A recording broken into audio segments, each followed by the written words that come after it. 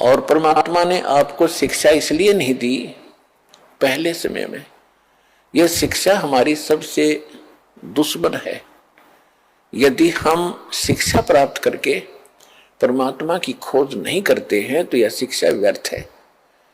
इस शिक्षा ने हमें अहंकारी बना दिया और मर्यादाहीन बना दिया, माया का अधीन बना दिया, माया ही जोड़ना एक उद्देश्य मान लिया।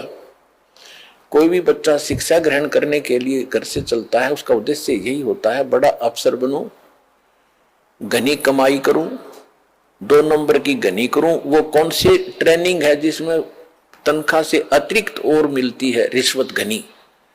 आईएएस बनूं, आईपीएस बनूं, मंत्री बनूं, एमएलए बनूं, मुख्यमंत्री बनूं, घने माया जोड़ूं। तो क्या मनुष्य जीवन का यही काम था?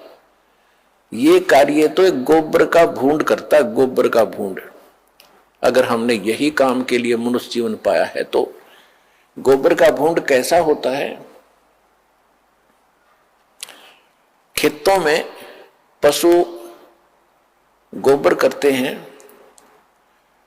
और उसको भूंड होते हैं, छोटे छोटे जीव होते हैं, और वो क्या करते हैं, उस गोबर को निकालते हैं, उसमें से उसके गोली बनाते हैं, गोले छोटे छोटे, और उसको धका के उसको रोल करके अपने बिल में भर लेते हैं।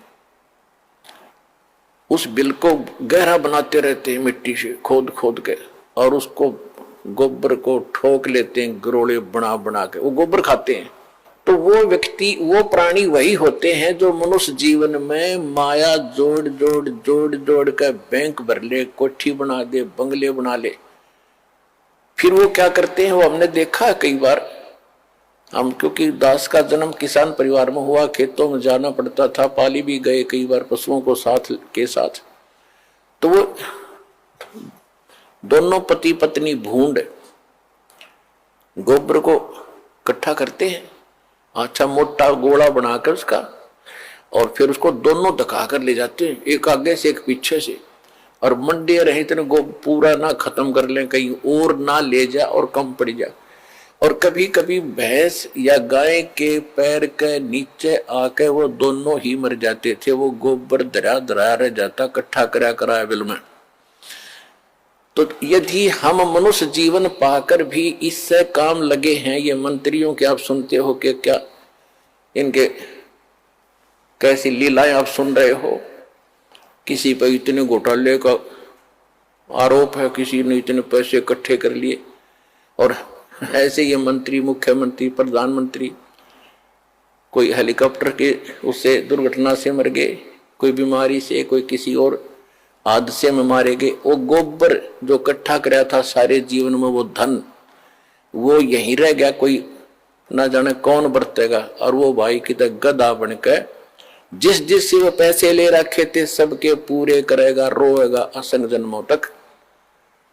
तुमने उस दरगाह का मैल नहीं देखा और धर्मराज के तिल तिल का लेखा। तो उनको जगाने के लिए